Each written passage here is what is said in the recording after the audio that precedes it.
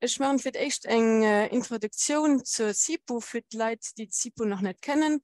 Ich meine, meist kennen sie schon, aber dann sind wir alle auf engem Informationsstand. Also SIPO, das kurz für Cellule Nationale pour la Politique Urbaine, als eine Austauschplattform zu stadtpolitischen Themen, basiert auf enger Konvention zwischen dem Département de l'Aménagement du Territoire, dem Ministère du Logement, dem Ministère de l'Intérieur, an den Stiert Letzeburg, Esch-Urzig, Differding an Dideling. An die SIPO geht geriert von den Büros Sein Baumann und Spatial Foresight. An all Jahr geht es ein Sujet prioritär. An dem Kader stellen wir dann ein Aktionsprogramm ab, organisieren verschiedene Workshops, an Exkursionen zu dem jeweiligen Thema. Am Jahr 2017, das war im Kader von der zweiten Konvention, hatten wir den Thema Logement abordable.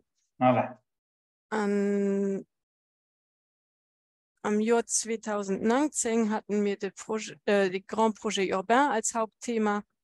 Da goufen noch verschiedene Publikationen publiziert, die ihr alle auf dem Site von der SIPO rumfindet.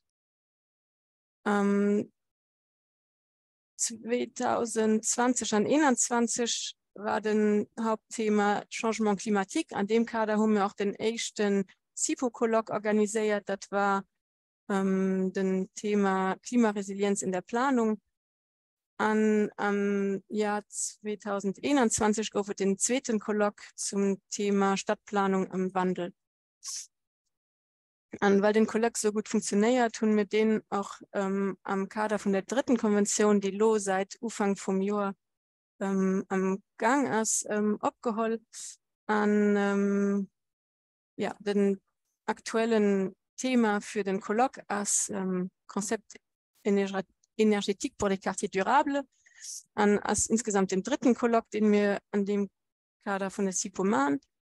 An den zweiten Thema, den wir dieses Jahr behandeln, als Mixité des Fonctions am Kader von städtebaulichen Projekten. Dazu organisieren wir dann dieses Jahr nach einer Workshop und noch eine Exkursion. Okay, an Haut den Thema, wie schon gesagt, sind die Energiekonzepte am Kader von den Projekten Neuschmelz und Wundermatt der Volz. An Logisch wird den Projekt, den Direktor Adjoint Dirk Kinzinger vom Fonds du Logement. Merci Marie. Ich werde jetzt versuchen, ein Kehr den Ekran zu partagieren. Das eben hat das gut funktioniert. Ich versuche nicht noch ein Kehr. Die sollte man einen Stift auf etwas gesagt. Nee, noch nicht. Partager, voilà, maintenant müsste aber kommen. Ja, los, gut. Ja. Okay, tipptopp. Präsentation so Französisch.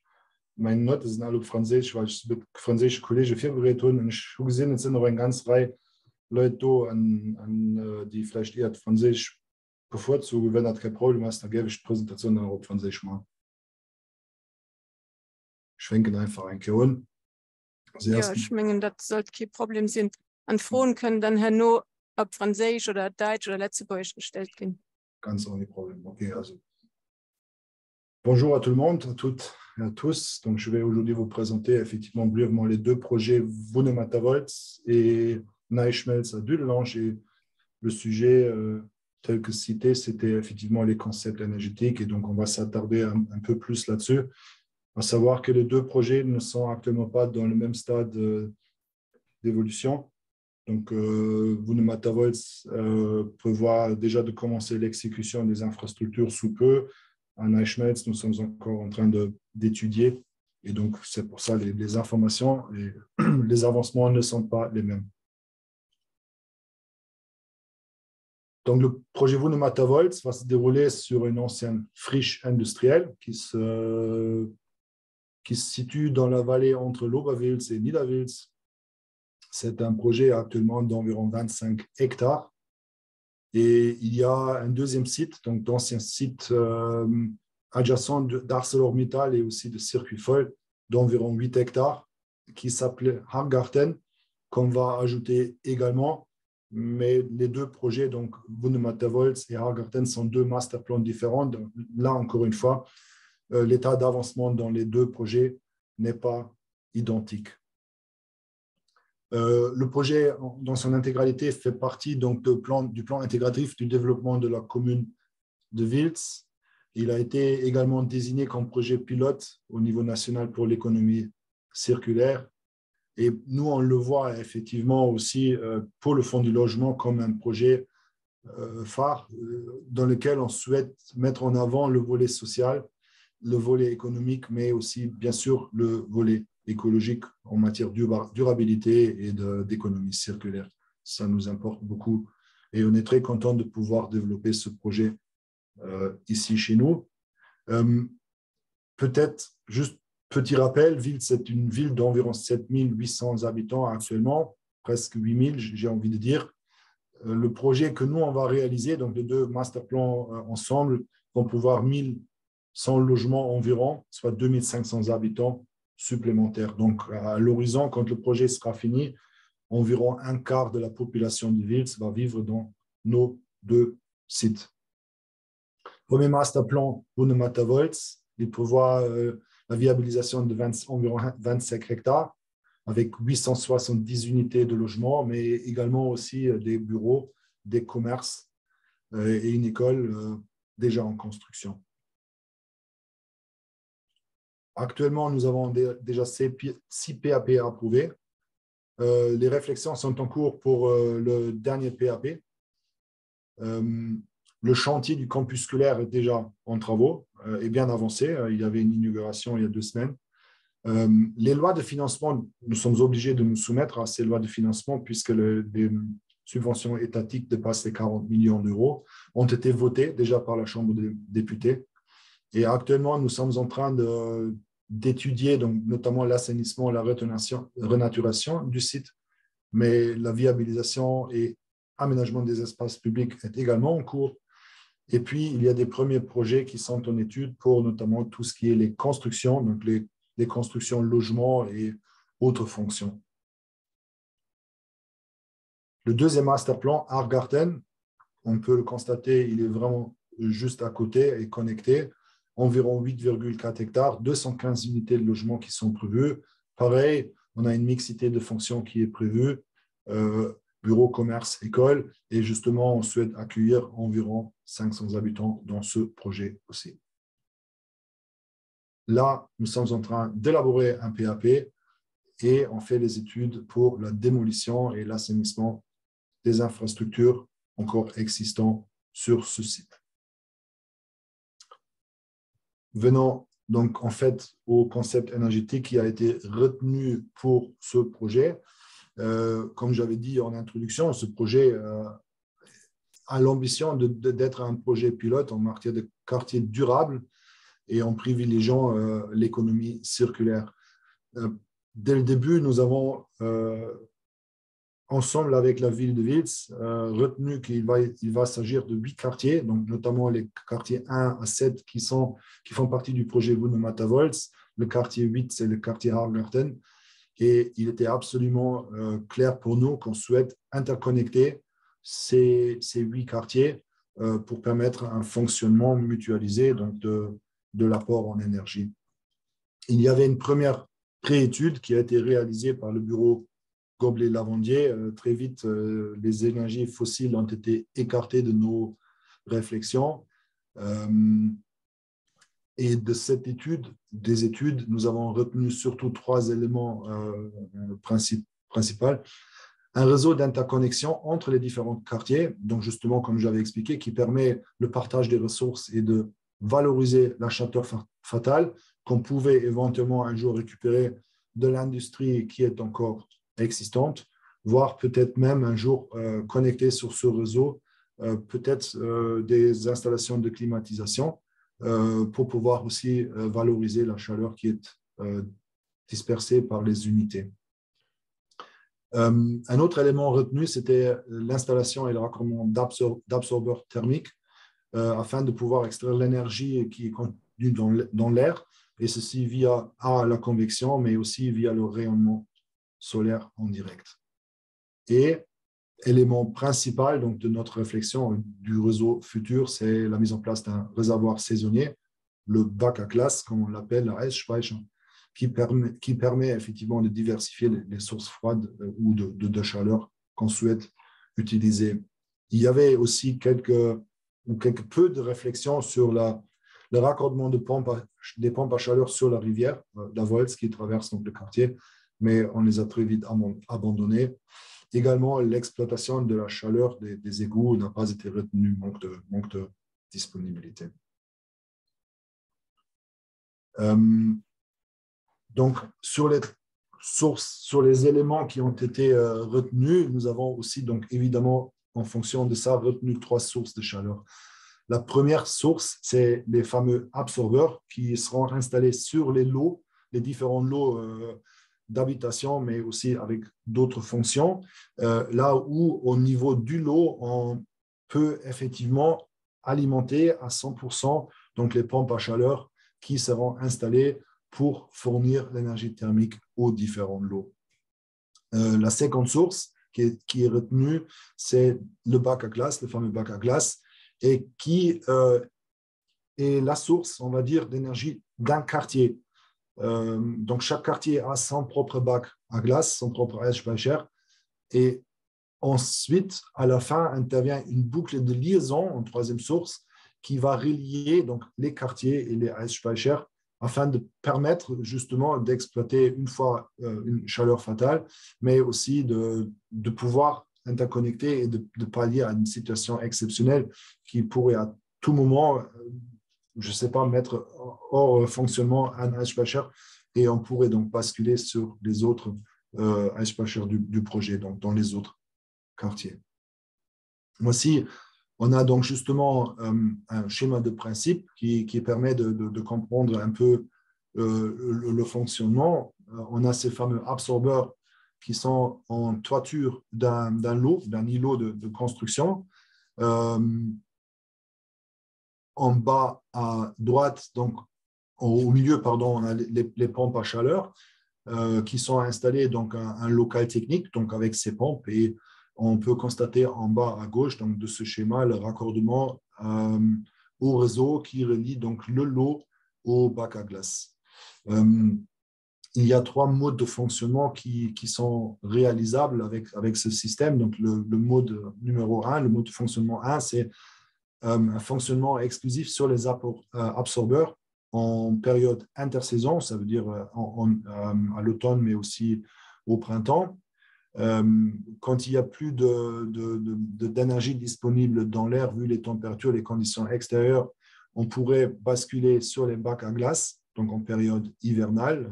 On ferait fonctionner donc justement le gel à l'intérieur des bacs pour extraire la chaleur nécessaire pour alimenter les pompes à chaleur.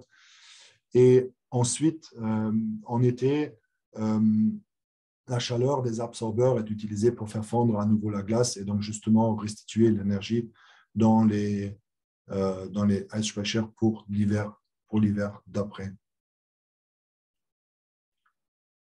Au niveau du quartier, donc on a ce fameux bac à glace. On voit ici encore une fois les absorbeurs, mais on voit aussi les panneaux solaires.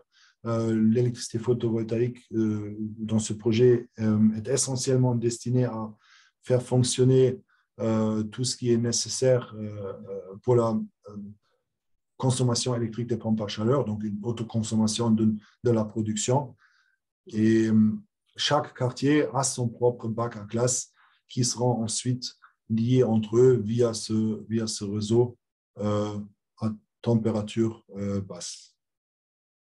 Au niveau du quartier, ça donne ceci. Donc, on a le bac à glace au milieu.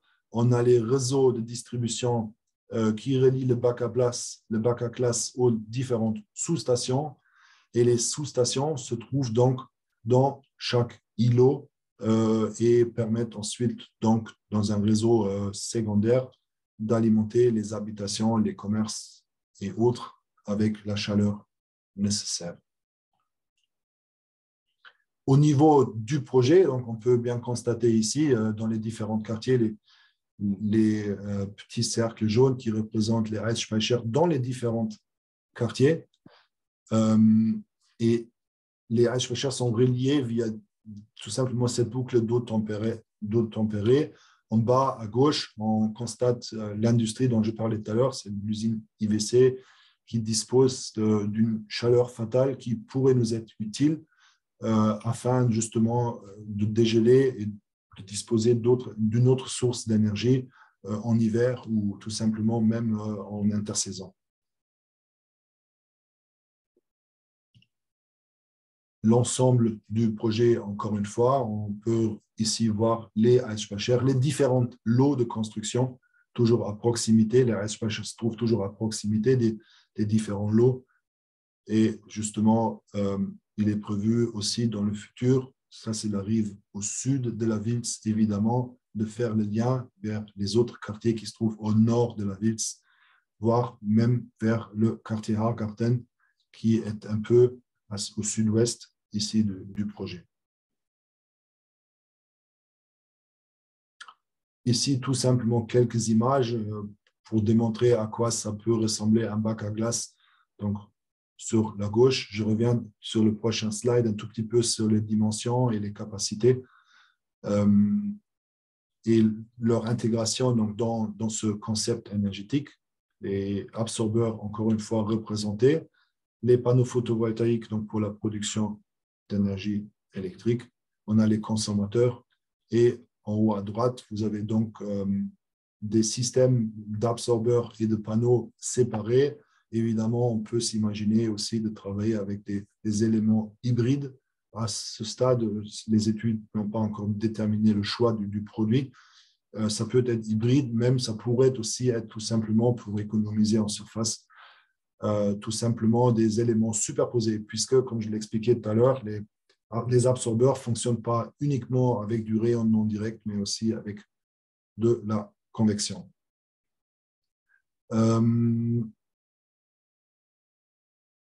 Peut-être ici un mot donc, sur les volumes. Donc, on peut voir le bac à glace tel qu'il est dimensionné. Donc, c'est assez impressionnant en fait quand on le regarde. Ça va de 9,50 m à 14,50 m de diamètre et jusqu'à 6 mètres de profondeur. Donc, c'est assez conséquent comme ouvrage. Chaque Heizspeicher a tout de suite attenant son propre local technique donc de distribution pour de là distribuer via le réseau les différents lots de construction. Et les volumes également, quand on le regarde, ça va de 350 à presque 1000 mètres cubes dans les différents bacs à glace et qui seront tout simplement ici dispatchés comme montré sur le plan tout à l'heure sur les deux projets.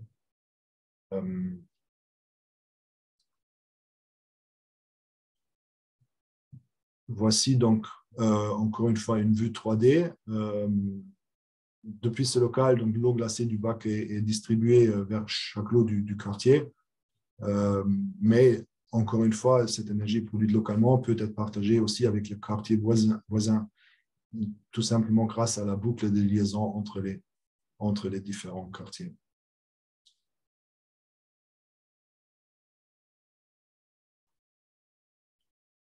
Concernant l'approvisionnement en énergie électrique, les études aussi bien de Goblet en 2018, mais aussi du bureau Greich en 2022 ont tout simplement démontré qu'il faudrait faire cohabiter donc les absorbeurs thermiques avec les panneaux photovoltaïques sur les surfaces disponibles. Les toitures sont aménagées de telle sorte que nous pouvons placer prioritairement les absorbeurs thermiques puis les panneaux photovoltaïques. Comme j'ai expliqué tout à l'heure, ça pourrait être aussi un mode superposé ou des modèles hybrides, mais il faut aussi tenir compte que nous avons des toitures végétalisées, donc ce n'est pas seulement une imposition, mais ils apportent aussi de la fraîcheur et captent efficacement aussi les particules fines de l'air. Et donc, une surface est également dédiée à ces toitures végétalisées. Donc, tout ça, ça réduit en fait un tout petit peu la surface disponible dont on aura besoin pour alimenter les deux quartiers et les lots. Il y a aussi d'autres contraintes techniques, tout simplement l'ombrage d'un panneau sur un autre photovoltaïque, donc il faut les espacer. Il y a des impositions aussi de la part CG10 qui exige de pouvoir passer entre les différentes rangées de panneaux, donc une longueur maximale, un chemin aussi pour pouvoir éteindre en cas de feu, accéder à des équipements exutoires en toiture et autres. Et donc, le tout, si on l'extrapole de chaque toiture sur le quartier, donc il y a un maximum de surface qui doit être cherché. Et le tout donne, si ça fonctionne correctement, à une production d'énergie annuelle qui correspond aux besoins en électricité, notamment pour faire fonctionner l'ensemble du réseau de chaleur. Donc, c'est essentiellement les pompes à chaleur. On a encore un excédent, je vais y revenir tout à l'heure, qui nous permettrait d'alimenter autre chose. Nous sommes en train également d'étudier, donc notamment par projet, par lot, par îlot, de rendre vraiment plus efficace l'utilisation des surfaces disponibles. Si on veut respecter tout ceci, donc ça donne un schéma d'utilisation des surfaces disponibles. Donc, les panneaux photovoltaïques sur la gauche, qui ont le privilège de se trouver sur des surfaces bien ensoleillées, puisque les absorbeurs, eux, ils font aussi bien en radiation, mais aussi beaucoup en convection. Et notamment quand ils sont exposés au vent, ils peuvent aussi être installés dans les zones un peu moins ensoleillées. Et on se garde aussi également une surface peut-être de réserve, tout simplement pour pouvoir s'adapter dans 10-15 ans à peut-être un autre type d'exploitation, à peut-être un autre type de panneau qui sera disponible qu'on ne connaît pas encore aujourd'hui et qui nécessite voire moins de place ou tout simplement des équipements techniques supplémentaires dont on n'a pas connaissance aujourd'hui. Voilà comment on souhaite donc justement utiliser les surfaces en toiture. Donc, quand on utilise tout ceci, donc les contraintes techniques ou les impositions CG10 dont je parlais tout à l'heure, on peut estimer donc un nombre de panneaux en fonction donc des surfaces toiture SCB disponibles. Vous avez vu ici donc les différents quartiers de Q2 à Q7. Il y a le Q3 public qui est actuellement en élaboration par la ville de Vils. En total, actuellement, on disposerait donc d'une surface toiture de 26 000 m² environ, chose qui nous permettrait a priori l'installation de 4 453 panneaux pour un total de 1737 kW pic, si on veut. Et donc, les premières simulations ont donné une estimation de production de 1 473 995 kWh par an. Évidemment, c'est une simulation. On nous a assuré qu'elle serait assez réaliste, mais c'est effectivement aussi si tous les panneaux seraient installés au même moment et si on mesurait leur production dans la première année. Il est clair aussi que les panneaux perdent un tout petit peu en rendement. Et donc, vu qu'on installe les panneaux au fur et à mesure que les îlots, les projets se développent, donc, ça serait peut-être jamais cette disponibilité totale, mais elle variait vers le bas en fonction justement de la chute du rendement au fil du temps. Si je mets maintenant cette disponibilité en énergie photovoltaïque face aux besoins du quartier, on constate très vite quels sont les périmètres que j'arriverai à couvrir avec cette disponibilité. Donc, on peut ici dire le premier périmètre, c'est les besoins en électricité pour assurer la production de la chaleur exclusivement, donc les pompes à chaleur, le fonctionnement des pompes à l'intérieur des différents cabanons techniques autour des bacs à glace. Le deuxième périmètre, donc P2, ce serait les besoins en électricité en plus pour les affectations non chauffées du projet, donc soit les postes aménagement extérieur ou espace de stationnement, qui pourraient être alimentés également encore avec de l'électricité produite par les panneaux photovoltaïques. Le périmètre 3, on constate très vite que voilà, ça serait si on souhaiterait utiliser de l'énergie pour l'ensemble des besoins des consommateurs résidentiels ou dans les commerces ou autres, on n'arriverait pas, tout simplement. Et encore pire, si on souhaiterait, pour le périmètre 4, rajouter l'électricité pour l'électromobilité. Donc, on voit aujourd'hui très bien que le périmètre 1 et 2 sont tout à fait faisables. Nos réflexions actuellement, pas seulement pour l'installation de dimensionnement, mais surtout aussi pour l'exploitation et la consommation, évidemment, serait de pouvoir utiliser aussi un maximum encore pour la consommation d'électricité dans nos résidences, dans nos habitations.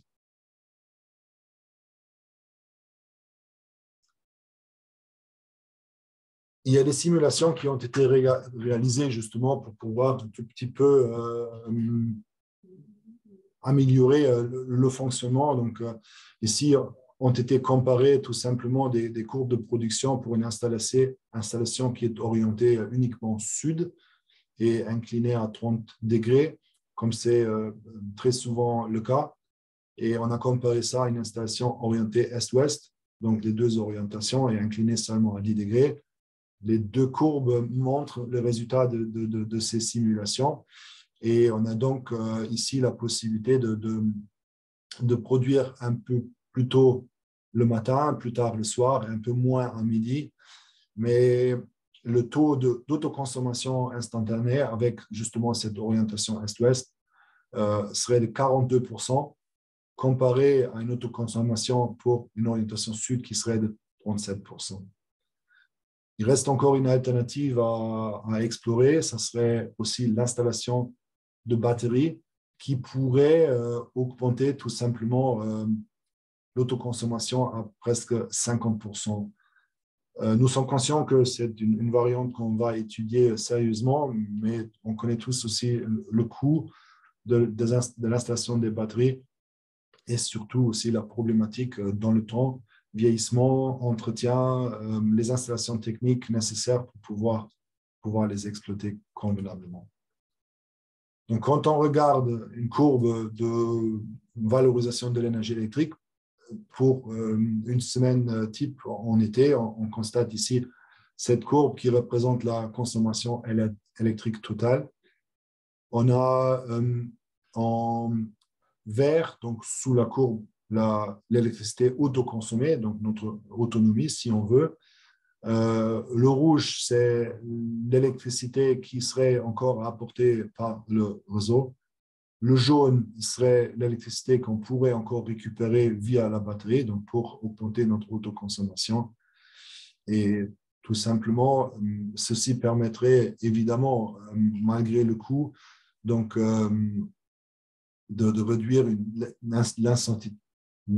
l'intensité moyenne de l'impact carbone qu'on aurait sur ce quartier. Encore une fois, le coût est évidemment un sujet, le stockage des batteries, l'exploitation aussi. Et donc, pour l'instant, les études sont en cours. Si oui ou non, nous allons opter pour cette variante batterie.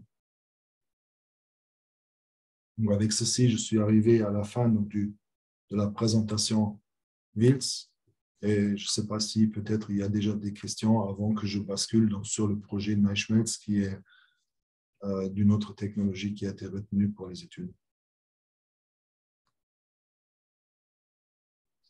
S'il n'y a pas de questions tout de suite, aucun problème. Oui, je pense qu'on peut faire les questions et la discussion peut-être après la deuxième présentation.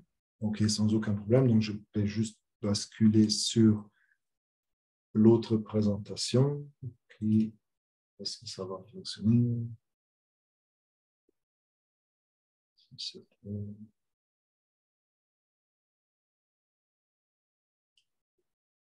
Là, je peux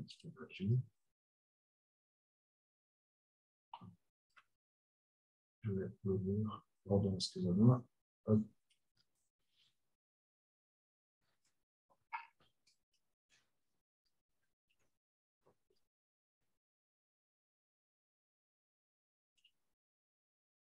partager.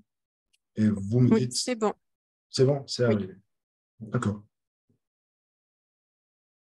Donc, le deuxième projet d'envergure dans lequel le Fonds du logement est actuellement actif, il est au sud du pays, donc dans la ville de Dullange. C'est également une ancienne friche industrielle exploitée par Arbet dans le temps. C'est une friche industrielle d'environ 40 hectares. Et on voit ici sur les images à droite l'état actuel donc de l'ancienne friche ou de la friche actuelle, de l'ancien site de production. Et à gauche, image de synthèse réalisée par les bureaux qui ont travaillé sur l'élaboration des PAP. Là, c'est pareil. La volonté du fonds, c'est ici la planification d'un quartier urbain selon les principes du développement durable, de l'économie circulaire et aussi l'économie et aussi, surtout pour nous, c'est très important, le volet social, donc écoquartier, qui est à la disponibilité de ses habitants et donc pas uniquement être le projet phare, mais vraiment être aussi un projet avec lequel les habitants peuvent s'identifier. Le projet a également pour vocation, évidemment, la sauvegarde partielle du patrimoine industriel. Notamment, il y a les bâtiments connus, je pense, pour tout le monde, c'est le laminoir avec ses dimensions immenses et aussi le Stahlwerk qu'on va conserver. Le projet est disposé de 4 PAP, donc un PAP Nord, un PAP Centre, Italie et un PAP Sud. Les PAP ont été approuvés en 2020 pour environ 1300 unités de logement. C'est le potentiel. Via une MOPO, une adaptation vers 1575 logements est toujours possible et envisagée. Mais justement, actuellement, nous sommes donc sur les 1300 unités de logement. La surface construite brute pour ce projet, c'est environ 350 000 mètres carrés. Pareil, toutes fonctions confondues, donc logement, bureau, commerce, activité et parking. Et justement, la typologie, comment elle se dispatche sur les différentes fonctions, est visible ici. Donc, le logement à 51%, c'est clair, c'est notre vocation. Les équipements publics sont 18%, les parkings 19%, mais il y a aussi une grande partie qui est réservée au commerce, au tertiaire, la restauration et l'hôtellerie.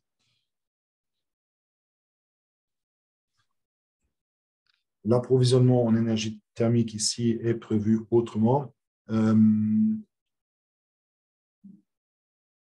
À travers le ministère des Travaux publics et justement un collaborateur qui nous a rendu attentifs au potentiel géothermique donc justement du site et les premières études qui ont été menées pour faire ici un captage sur une source géothermique. Évidemment, l'empreinte carbone en cas d'utilisation d'un tel réseau est beaucoup plus faible qu'un système de chauffage individuel classique. On avait prévu une boucle d'eau tempérée pour ici mutualiser les différentes productions décentralisées d'énergie. Ceci est aussi compatible avec la géothermie de moyenne profondeur, or qu'aujourd'hui, nous ne sommes pas encore 100% sûrs du potentiel. Nous avons fait un premier forage de reconnaissance. Ce forage de reconnaissance, il s'est arrêté à 440 mètres. Il ne nous a pas donné entière satisfaction. Et justement, c'est pour ça qu'un autre forage, sur base des premiers éléments qu'on a captés, est nécessaire. Il est clair que ici, cette boucle d'eau tempérée peut aussi permettre une implication décentralisée par d'autres sources de chaleur et en fonction donc justement des forages et des résultats futurs, nous allons peut-être nous orienter vers ceci. Cette boucle, elle permet également donc justement l'utilisation par une chaleur fatale, notamment émanant des systèmes de climatisation. Faut savoir que 25% des surfaces construites sont des commerces, des bureaux, des archives, des hôtels et entre autres aussi le Centre national d'archivage qui sont prévus là-bas.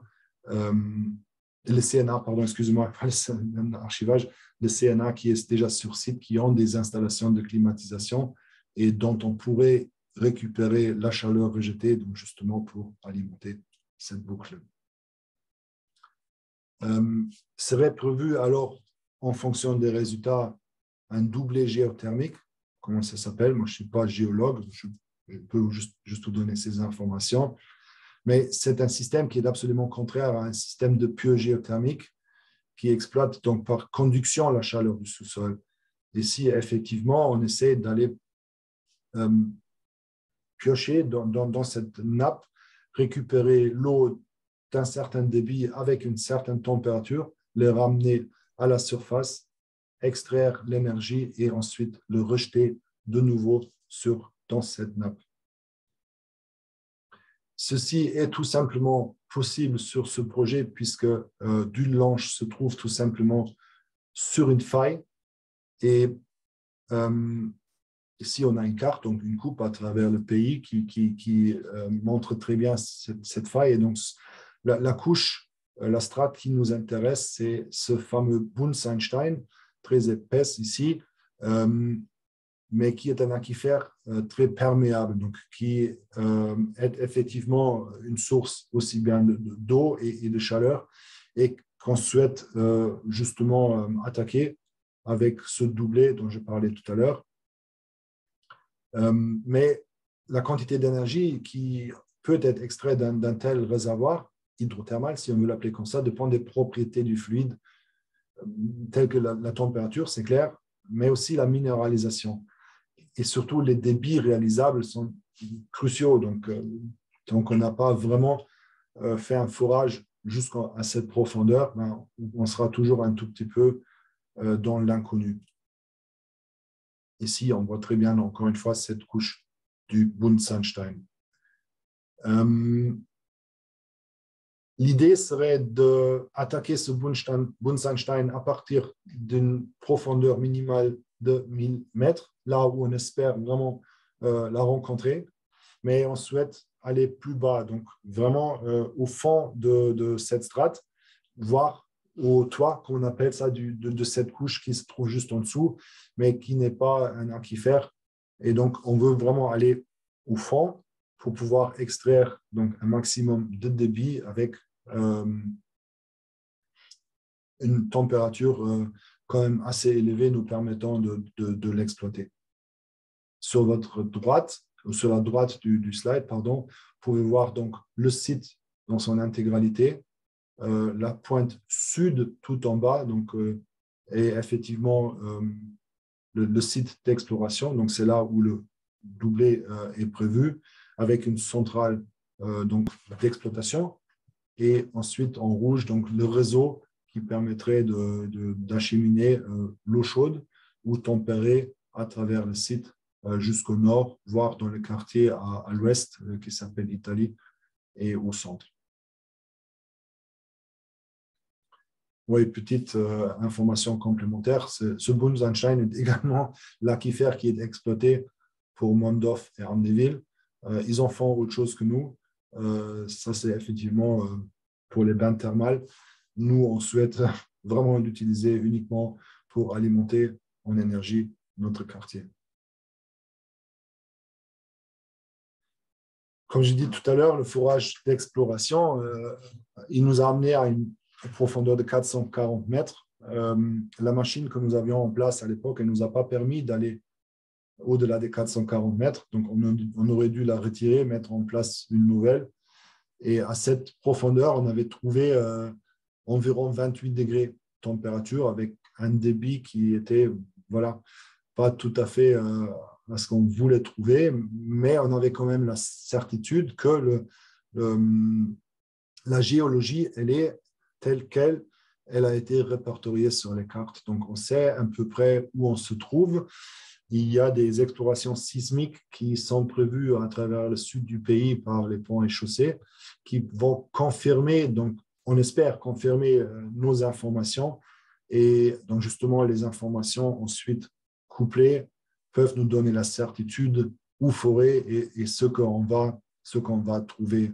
Donc idéalement, le débit pressenti à 1000 mètres serait d'environ 150 mètres cubes heure avec une température de la nappe de 40 degrés. Entre 2000 et 2500 mètres, on pourrait espérer d'avoir une température de 60 à 70, 75 degrés. Tout ça, c'est de la théorie. Tant qu'on n'a pas fourré, on n'aura pas la certitude. Mais avec un débit de 100 mètres cubes heure, on aurait déjà assez pour couvrir l'intégralité des besoins du futur quartier. Il nous faut encore les pompes à chaleur pour relever cette température, mais donc c'est effectivement très prometteur. Mais justement, nous avons besoin de plus de certitude à travers des vrais forages. Ensuite, ici, il est clair, avec un réseau d'eau tempérée à 40 degrés, il nous faudrait un réseau quasi classique avec un tuyau départ et un tuyau retour. Et on aurait dans les différents îlots de construction, tels qu'aussi tout à l'heure dans le projet de Vils, on aurait des productions décentralisées où on transforme, on lève cette chaleur à un niveau supérieur. Et donc, justement, on aurait derrière tout ça des réseaux, des mini-primaires, si on veut les appeler comme ça, qui vont rentrer donc dans les maisons ou dans les résidences. On a essayé d'estimer un tout petit peu la taille des réseaux. Donc, du sud au nord et de l'est à ouest, on aurait donc environ 7 km de tuyaux pour acheminer cette chaleur.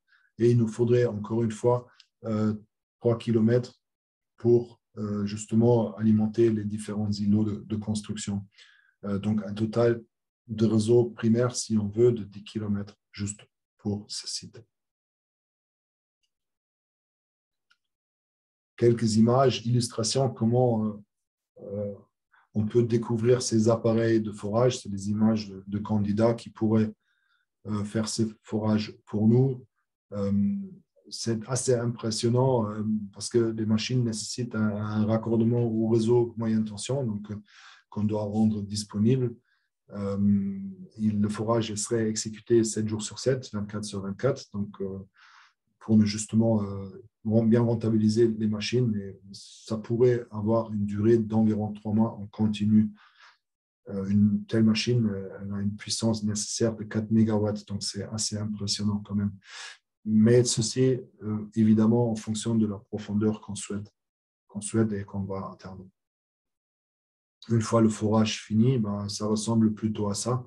Sur la photo à gauche, on peut voir les têtes tout simplement des puits. On ne voit plus rien. Une fois que le puits il est fini, les conduites sont raccordées à une centrale et en fonction du débit et de la température, c'est tout simplement acheminer le débit avec une autre température directement dans un réseau ou via des pompes à chaleur relever à un niveau d'énergie de température supérieure pour ensuite être dispatché dans le quartier.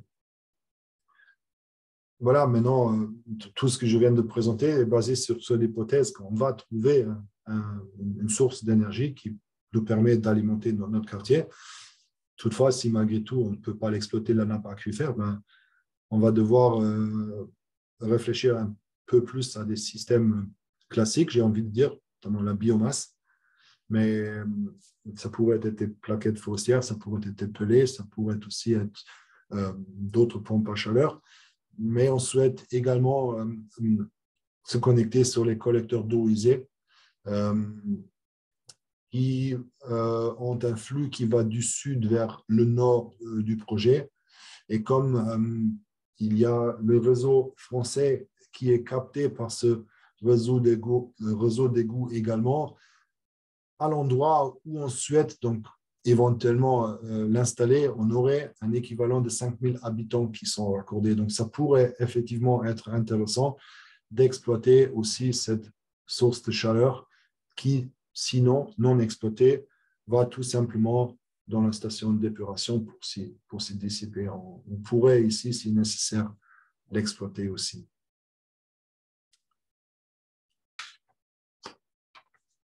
Encore un mot sur la production photovoltaïque qui est actuellement aussi en étude.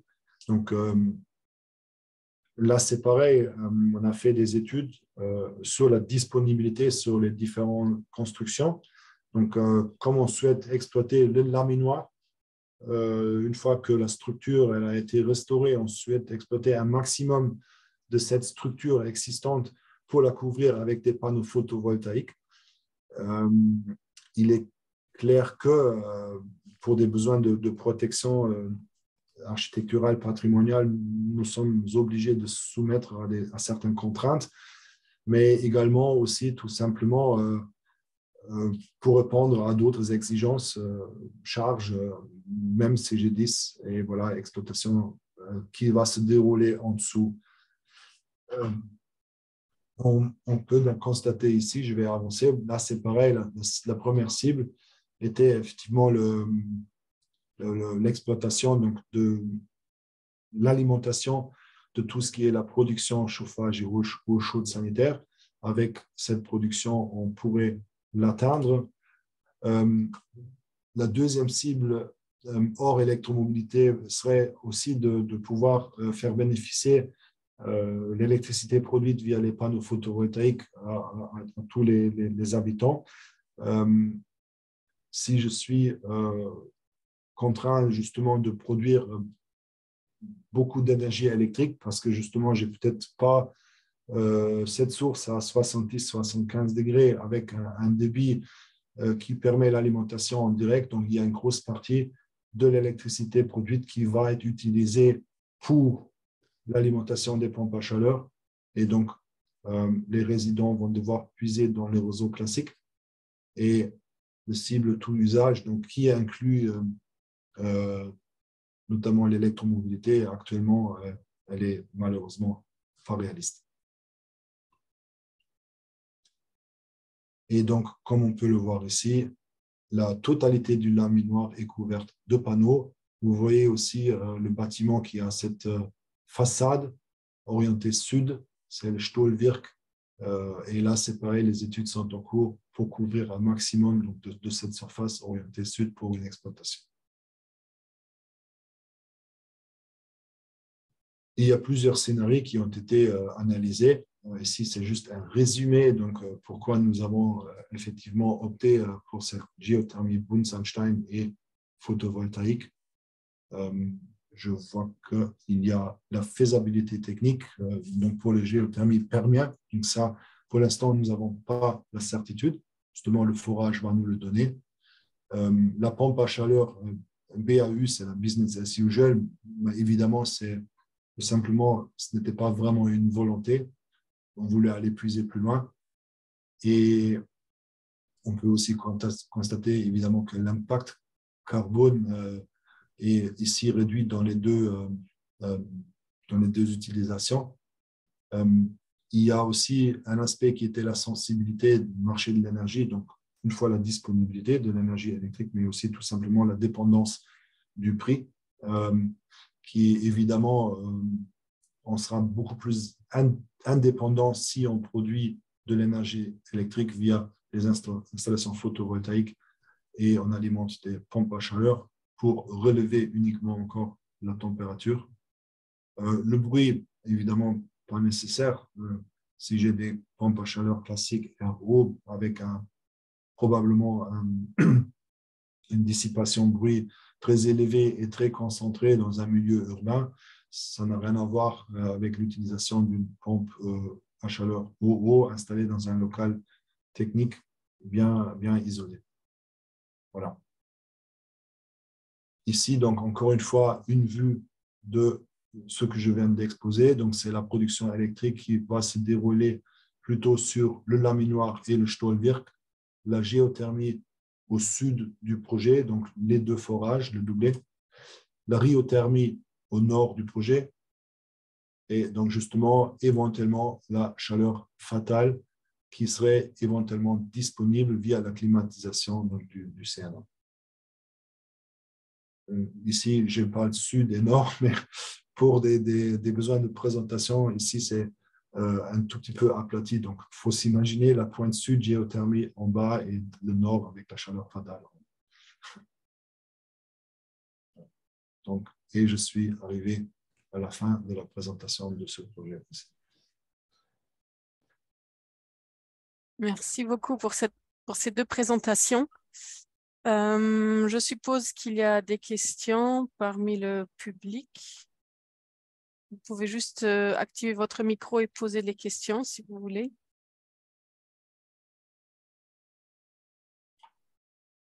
J'ai une remarque juste pour la deuxième présentation pour la Schmelz. Donc effectivement, c'est très innovateur, là, donc la géothermie à grande profondeur. Et en plus, vous avez disponible de ces grands halls du laminoir qui s'apprêtent très bien à poser des panneaux photovoltaïques. Effectivement, donc, vous avez trouvé la meilleure solution adaptée à ce site-là. Donc, très, très bien. Mais c'est difficile de le reproduire ailleurs, je pense aussi. Donc, c'est vraiment unique pour cet endroit-là. Pardon, Marc, schon einen von deinem Satz leider nicht verstanden. Kannst du das ein wiederholen, wenn ich Vous avez vraiment trouvé une bonne solution pour cet endroit-là. Ah oui. Et ça va être difficile de la reproduire ailleurs, hein, parce qu'ailleurs, on n'a peut-être pas cette possibilité de faire du géothermie à grande profondeur, et on n'a pas ces grands halls du laminoir à disposition pour poser des panneaux. Mais vous avez trouvé la solution adaptée au site, en fait, au site en question. Ok, merci. Et puis la première présentation, ça c'est peut-être plus reproductible, celle de Gunnematterholz. Hein. Oui. Oui, mais là, si j'ai bien compris, là vous avez quand même des pompes à chaleur, donc vous en avez, mais c'est des OO alors, hein, donc si j'ai bien compris. Oui, exactement. Sur un réseau. Oui, vous ne l'avez pas, ou vous savez mieux le contrôler, comme elles sont à l'intérieur des bâtiments. Alors. Oui. Ok.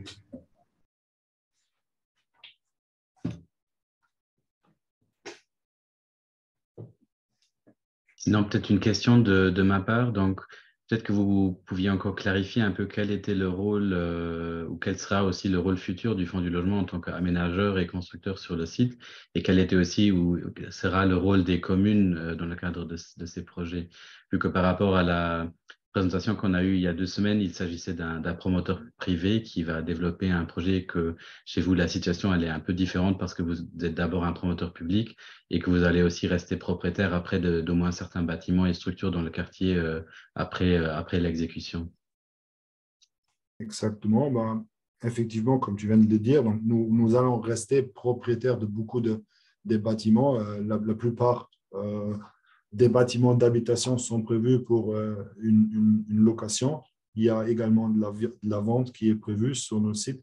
Les infrastructures, en règle générale, sont ensuite cédées à la commune, mais les bâtiments d'exploitation, de production et autres sont actuellement en étude, donc pas uniquement pour le dimensionnement de ce qui est mis en place, mais aussi pour une exploitation future, pour un exploitant. Cet exploitant pourrait être un acteur du marché privé, ça pourrait être éventuellement un acteur national, étatique, qui exploite peut-être dans le futur tous les réseaux quasi-étatiques à travers le pays. Ça pourrait rester aussi tout simplement le fonds du logement ou le fonds du logement bis, peu importe comment on le voit. Mais il est clair qu'en vue des installations qu'on réalise, qu'il faut un acteur qui garde la main sur l'ensemble. La mission du fonds du logement est évidemment aujourd'hui donc ne pas seulement réaliser ces réseaux, mais aussi garder un tout petit peu la main sur, c'est en tout cas notre volonté, sur le prix de l'énergie vendue. Parce que la plupart des logements qui seront ensuite occupés par nos locataires vont donc devoir payer les charges. Et si toutefois on aurait la possibilité de maintenir le prix le plus bas possible pour nos occupants, ben, on serait éventuellement prêt à discuter ceci avec donc, des acteurs étatiques et ou privés. Mais c'est une volonté d'exploiter convenablement et aussi durablement le site pour le bénéfice des occupants du site. Donc, ça serait dans ce cas-là le fonds du logement qui pourrait rester aussi propriétaire du réseau. Ouais. Tout est possible à l'heure actuelle. C'est vraiment dans les premières réflexions. Et quel est justement le lien avec l'abordabilité des logements que vous construisez? Est-ce que tous ces investissements que vous allez faire dans la réalisation de ces concepts énergétiques, est-ce que ça se porte soi-même? Est-ce que c'est vraiment, enfin, voilà, quelle est la réflexion par rapport à l'abordabilité du projet par rapport à tous ces investissements? Il y a notamment pour les investissements de tout ce qui est assainissement et autres, il est clair que l'État actuellement subventionne ces travaux et aussi les études en fonction des montants qui ont été votés dans les lois de financement. Il y a une quote-part également qui est prévue d'être supportée par l'État dans tout ce qui est la mise en place des réseaux, des installations et de l'exploitation. Et ensuite, il faudrait voir jusqu'à quel degré nous pouvons faire participer donc les futurs occupants, locataires du site, au prix de l'installation, voire au prix de l'exploitation, consommation des différentes installations. Ou s'il y aurait une autoconsommation dans ce réseau-là, ça serait au bénéfice de tous les utilisateurs du réseau et pas forcément au bénéfice des locataires qui sont dans un bâtiment sur lequel seront posés des panneaux, par exemple.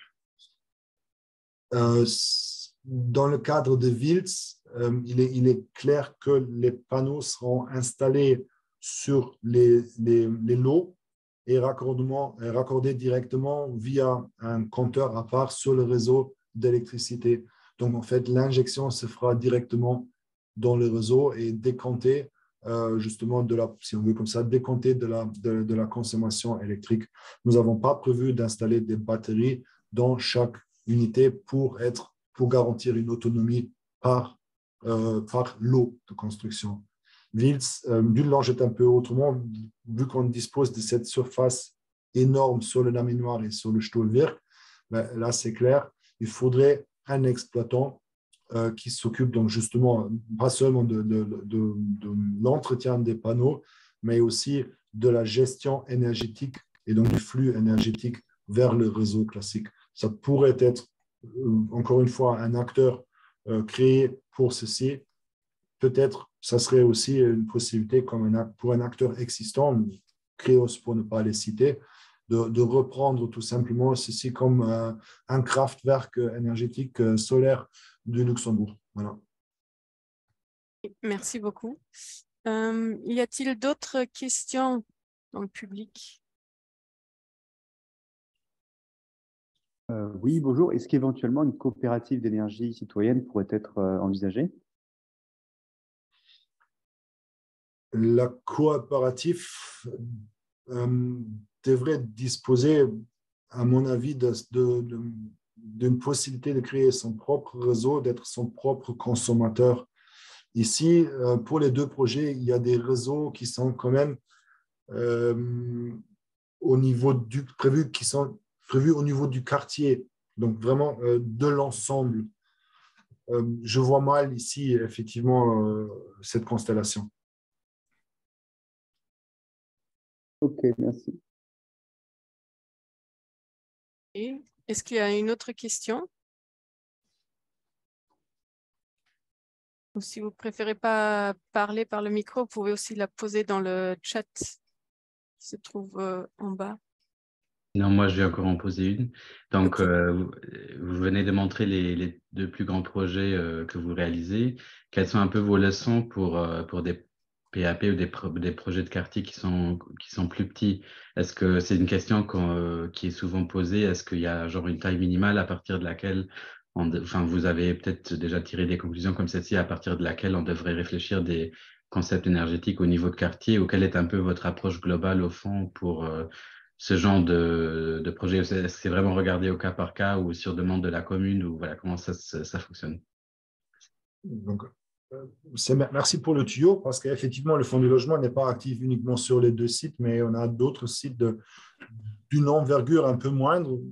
Je prends l'exemple du projet à Mamers, c'est un quartier avec environ 200 logements. où il y a un réseau de la commune de Mamers qui était juste à côté. La centrale d'énergie, elle a été rénovée et surdimensionnée pour pouvoir accueillir tout simplement aussi notre PAP. Et donc là, on se connecte tout simplement sur ce réseau qui est existant. Et en plus, c'est une production de chaleur via biomasse. Donc, ça ne mérite pas, effectivement, encore une fois, la réflexion sur un réseau autre, les bacs à glace et autres. Donc là, on se connecte sur quelque chose d'existant. On mutualise tout simplement les disponibilités, le potentiel de la commune.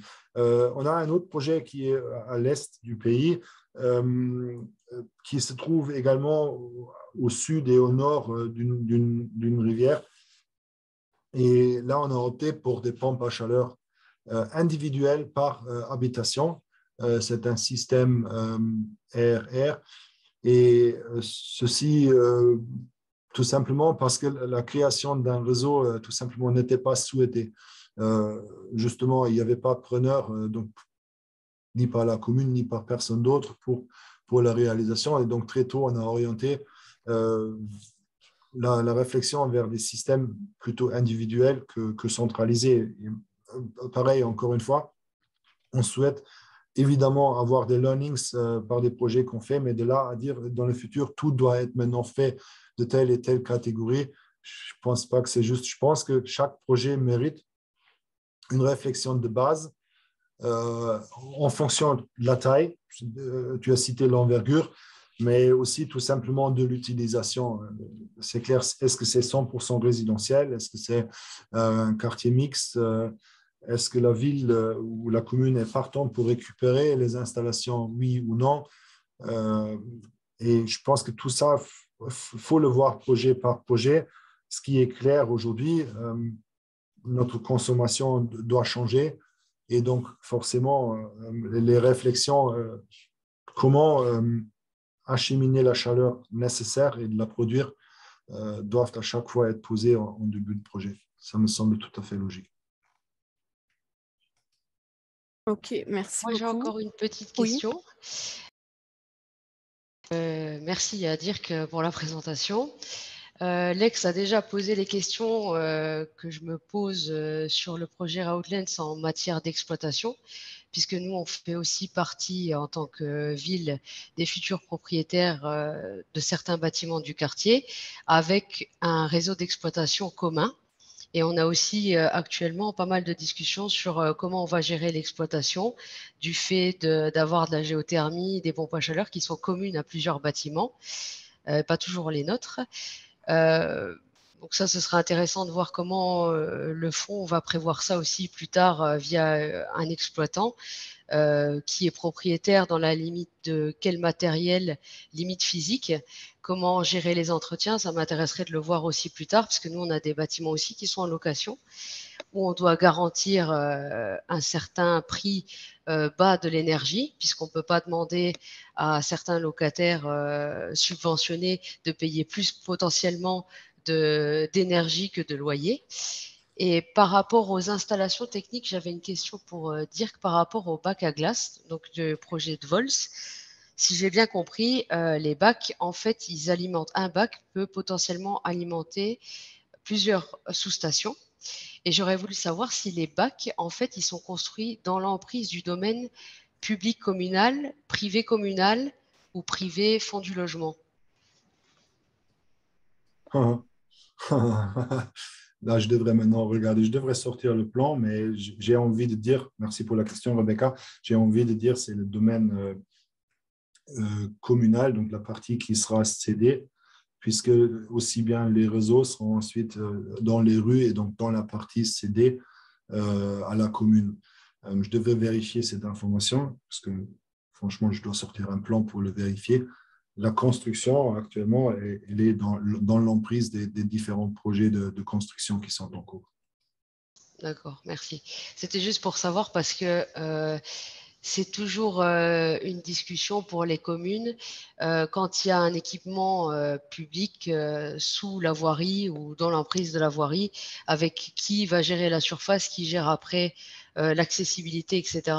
Peut-être que ça, c'est aussi des pistes à réfléchir parce que nous, il y a certains cas de figure, on ne l'avait pas forcément prévu et ce n'est pas forcément décrit comme tel dans le PAP non plus. Et il y a des choses sur lesquelles maintenant on revient du fait de faire des concepts énergétiques qui sont communs à des quartiers, ce qui n'était pas le cas avant.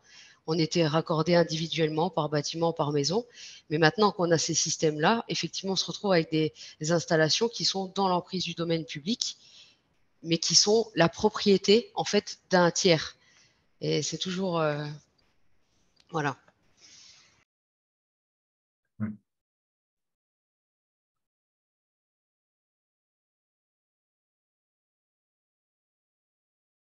Ok. Est-ce qu'il y a d'autres questions au public? Non? Ok.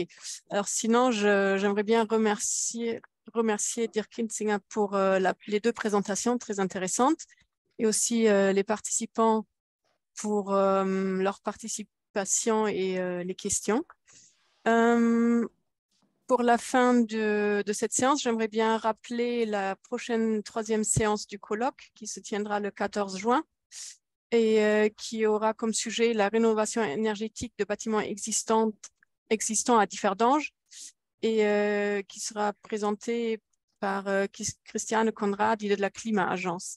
Et il y aura aussi 2 intervenants de la ville de Differdange qui participeront pour donner une vue de la commune. Et puis, j'aimerais aussi informer tout le monde que la 4e séance, elle sera reportée au 29 juin. On va encore remodifier le flyer et vous faire parvenir les informations pour la 4e séance prochainement. Voilà, alors merci beaucoup encore à tout le monde et à la prochaine fois, au 14 juin alors. Merci, bonne Au soirée. revoir. Merci, Adi. Merci. Eddie. Oui, à des- Et- Allez.